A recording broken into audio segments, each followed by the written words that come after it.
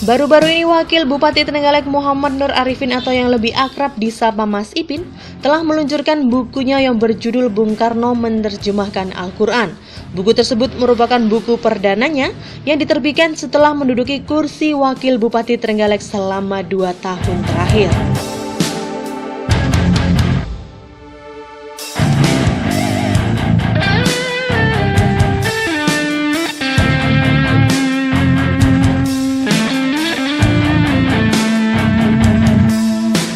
Dalam buku yang ditulisnya ini, Mas Ipin menceritakan tentang banyak hal mengenai kehidupan serta pemikiran-pemikiran Soekarno yang tak lepas dari sisi nasionalis dan religius.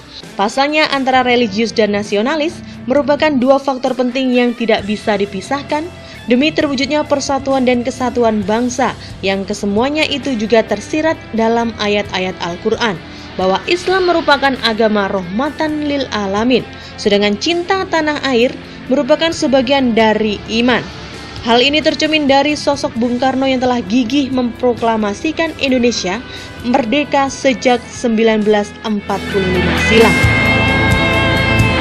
Saya nggak mau ada dikotomi, oh ini kaum nasionalis, oh ini kaum agamis. Nah, makanya kalau orang nasionalis itu pasti harus religius. Nah, kalau orang ngaku religius harus juga nasionalis. Mau religius seperti apa? Mau beribadah di mana? Kalau tanah airnya porak-poranda, mau mengamalkan ibadah yang seperti apa? Kalau kerukunan umat beribadah nggak ada, mau sholat ditembak, mau sholat ditendang-tendang, dicaci maki, kan nggak enak. Jadi maka orang religius pun juga harus nasionalis, harus menjaga kerukunan, harus aman, harus kepentingan nasional yang didahulukan.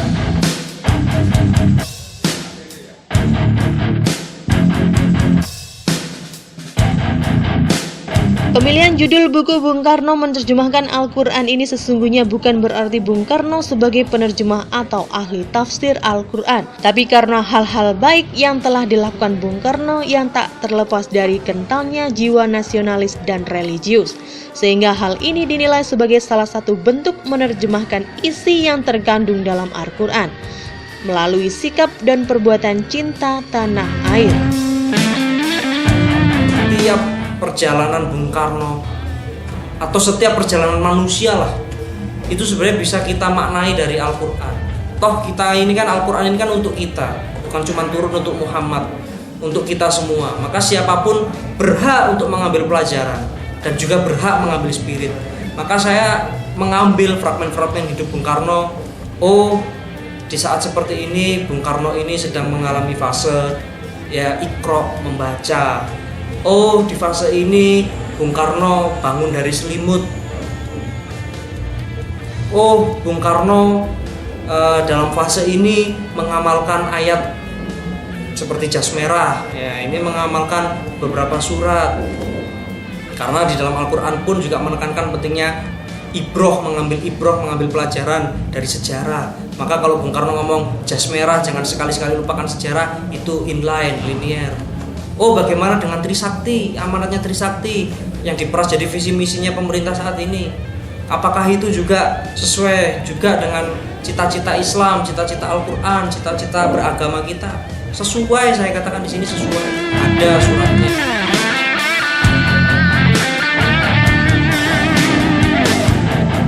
Menurut Mas Ipin, dirinya sengaja memilih Soekarno sebagai sosok yang dikupas dalam bukunya ini karena Bung Karno dinilai sebagai salah satu tokoh yang tidak bisa dilepaskan dari sejarah berdirinya NKRI. Pasalnya berbagai perjuangan dan momen penting kemerdekaan bangsa ini tak terlepas dari jasa Bung Karno, sehingga sebagai generasi penerus bangsa tidak sepantasnya untuk meributkan lagi perbedaan, karena Indonesia ada karena kerukunan dan persatuan berbagai suku, agama, dan ras yang ada di Nusantara. Bung Karno dalam ber-Indonesia, beliau selalu mengatakan bahwa ayo jadi orang Indonesia yang menjadi perkakasnya Tuhan. Maka kalau jadi perkakasnya Tuhan, ya harus benar-benar memahami maunya Tuhan itu apa, di dalam agama apa, tapi tetap dalam bingkai Pancasila. Makanya saya kalau ngomong, kalau kamu pengen fundamentalis, jadi fundamentalis. Kalau kamu mau pengen jadi radikal dalam beragama, ya radikallah dalam Pancasila. radikalah dalam memperjuangkan cita-cita kesejahteraan, keadilan sosial. Nah, itu baru bisa masuk, dan Pancasila itu jadi payung untuk semua perbedaan kita. Jangan ada pertentangan nasionalis dan religius, bahwa semuanya itu menjadi satu kesatuan, karena bangsa ini ya dibangun dari itu. Orang-orang yang nasionalis, tapi nasionalisnya apa? Yang benar-benar ikhlas memperjuangkan kemerdekaan untuk anak cucu ini, ikhlas. Spiritualitasnya tinggi, baik yang Islam, baik yang Nasrani, spiritualitasnya tinggi. Terlebih kami sebagai orang Islam yang bertanggung jawab, karena 85% Indonesia ini Muslim. Maka ketika Muslimnya baik, Muslimnya benar-benar mengamalkan Pancasila, insya Allah Indonesianya pun pasti aman.